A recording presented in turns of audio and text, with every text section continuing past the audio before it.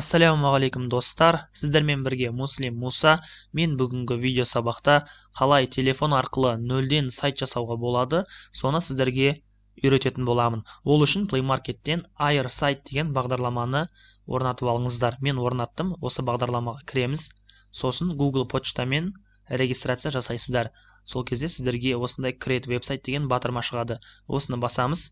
Бізге приложение әртүрлі шаблондарды ұсынады. Бізге ешқайсысы қызық емес. Start from scratch дегенді басамыз. Біз барлығын нөлден бастаймыз. Site name деген жерге домендік атауды жазамыз.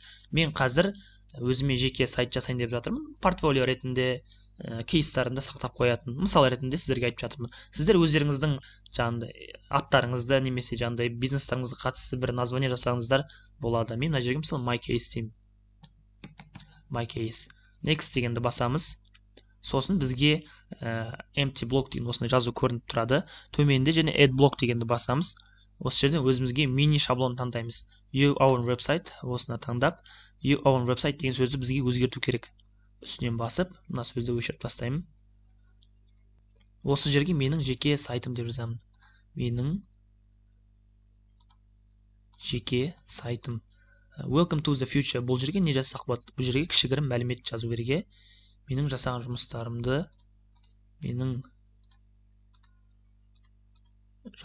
жұмыстарымды үтір қоямыз. Кейстарымды көріңіздер. Болды. Так, менің жасаған жұмыстарымды, кейстарымды көріңіздер. Біз сайттың бірінші блогын аяқтадық. Енді сайтқа екінші блокты қосуымыз керек. Add блок дегенді басып, төменде мен екінші блокта өзім туралы қысқаша мәлімет жазғым келеді. Бұл үшін About Us дегенді таңдаймын. About Us дегенді өшіріп тастап, бұл жерге мен туралы қысқаша мәлімет. Мен туралы қысқаша мәлімет. Add some text мынаны да өшіріп тастаймын, бұл тексті де. Осы текст пойдет. Мен Муслим Муса, IT-блогермін, YouTube каналым бар. Осы кезге дейін 100-ден астам сайт жасадым. Менімен байланысу үшін WhatsApp-қа жазыңыз. Мына фотоны өзгерту үшін үстінен бір рет басып, Upload Image дегенді басамыз. Сосын өзімнің логотипімді қоя салайын. Енді бізге тағы бір блок қосу керек. Ол блокта мен өзімнің жасаған жұмыстарымды көрсетіп қоямын. Менің кейстарым деген блок болу керек. Так, ол үшін істейміз. Болды. Енді Add блокты басамыз. Төменге түсіп Gallery деген керек бізге. Gallery мінекей. Gallery деген сөзді өшіріп тастап, бұл жерге менің жасаған жұмыстарым деп. Менің жасаған жұмыстарым. Мынау 4 фото, мына жерге мысалы үстінен басам, бір рет Upload Image. Фотоны таңдаймын. Мынағанда сондай бір фотоны таңдаймын. Астыңғы 2 фотоны маған өшіріп тастау керек. Delete. Үстінен бір рет басамын. Астынан мынандай бөлімдер шығады. Солға жылжытсам, мына жерде delete деген болады, соны басамын, болды. Менің жасаған жұмыстарым. Енді тағы бір блок қосу керек. Ол үшін мына жерде қайтадан add блок дегенді басамыз. Бұл жерде мені табасыз деген блок болсын. Footer. Footer дегеніміз сайттың аяғы. My new co. Өшіріп тастаймыз бұл жерге. Бұл жерге мені табасыз. Мені емес, мені табасыз. Астындағы бізде мына жердегі почта, Facebook дегендерді өшіріп тастайық. Тек YouTube пен WhatsApp қалсын. Үстінен бір рет басып, солға жылжытамыз, астын delete басамыз. Facebook'тың үстінен басып, солға жылжытамыз, delete басамыз. Болды. Мінекей осы екеуі қалды. Енді WhatsApp'қа басқан кезде сіздің WhatsApp'ыңызға өтетіндей қылып қалай жасаймыз? WhatsApp'ты үстінен басамыз, link дегенге барып, осы жерге өздеріңіздің нөмірді жазасыздар. Осы жерге нөмірлер жазасыздар. Жалпы, былай негізінде.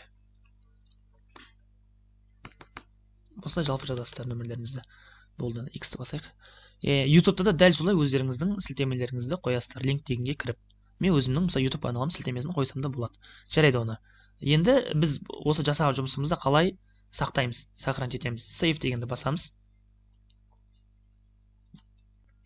Енді visit дегенді басып жасаған жұмысымызды көреміз.